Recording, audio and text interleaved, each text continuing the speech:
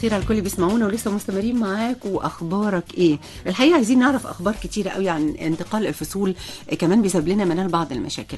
احيانا بتبقى في حساسيه، بيقولوا عليها حساسيه الفطريات، بتصيب كتير قوي من المواطنين. ناخد الكلام بحذافيره. هو بالنسبه للجلد وبالنسبه للعين وبالنسبه للانف والقصبه الهوائيه وكله دي يعني شامله حاجات كتير. خلينا نكلم الاستاذ دكتور مجدي بدران، استشاري الحساسيه والمناعه. صباح الخير يا دكتور مجدي.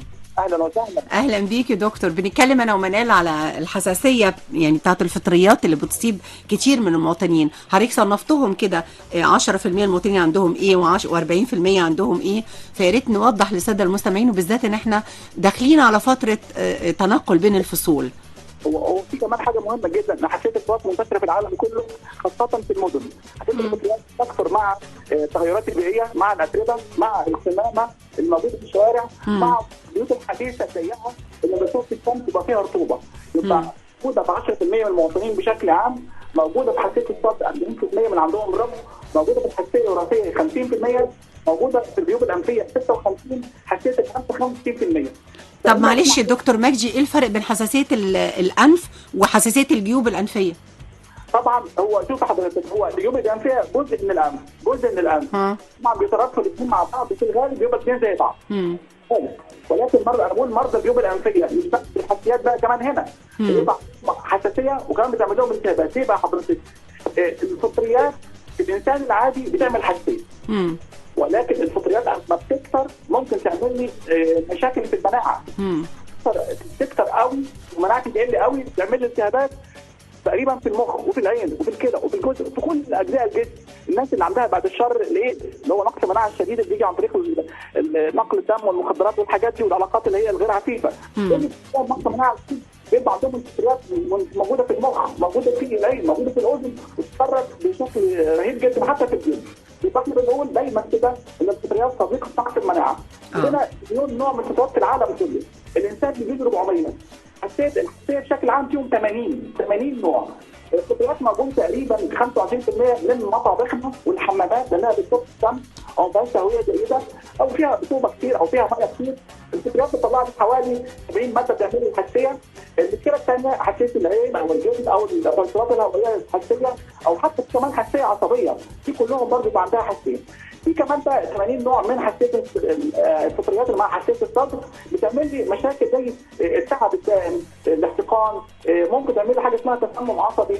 وفي كمان علاقه بينها وبين السموم اللي بتطلع من الفطريات، بتعمل لي اعراض نفسيه، في مشاكل في المعرفيه، يعني في القراءه والحفظ والتركيز والنشاط ممكن ده يزيد على نتيجه حساسيه الفطريات، النسيان، القلق، الاكتئاب، قله التركيز، المزاج المتلخبط، العدوانيه الشخصيه الغير متزنه، نوبات الغضب، كل ده ممكن. وعشان كده بتلاقي في الافلام المصريه يقول لك مثلا ايه، منطقه شعبيه وفيها قمامه وفيها مجاري، بتلاقي مثلا ممكن يبقى ناس عدوانيه شويه. ايوه، هم غصب عنهم عشان هم بيستنشقوا سموم الفطريات دي، فبتخليهم مع حاجات ثانيه زي المخدرات او السجاير او الكلام ده بيخليهم برضه يبقى اكثر عرضه ان هم يجي لهم التسمم من سموم الفطريات. طب بسرعه يا دكتور، في اجراءات وقائيه ممكن ان احنا ناخدها عشان نتلافى مشاكل الحساسيه دي؟ يبقى نمره 1 النظافه، نمره 2 ان احنا البيوت بتاعتنا نخلي بالنا من كلمه رطوبه، نمره 3 التهويه، نمره 4 نعترف ان في علاقه بينها وبين المناعه، يبقى نقوي مناعتنا، ما ناخدش المضادات الحيويه. احد الاسباب اللي ادت الى زياده الفطريات في العالم الحديث المضادات الحيويه والمسكنات. انا باخد مضاد حيوي كتير بيقتل البكتيريا النافعه تقريبا. لو انا عندي مليون بكتيريا نافعه في جسمي هيبقى قدامه واحد بس من الفطريات الكاملين. لو والمسكنات كمان يا دكتور؟ ايوه، المسكنات والمخدرات كمان والتدخين. لا اصل المسكنات دي في ناس يعني ماشيه بيها.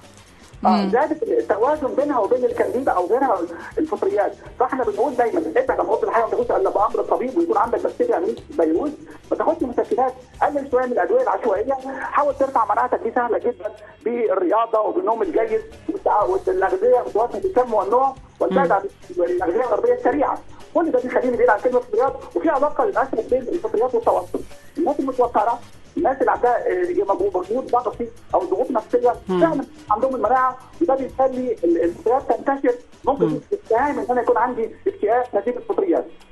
انا بشكرك جدا دكتور مجدي على الروشته المجانيه السريعه، روشته طبيه هايله الحقيقه، المفروض ناخد ونعمل بيها كلنا. بنشكر جدا دكتور مجدي بدران، استشاري امراض الحساسيه والمناعه. صباح الفل يا دكتور.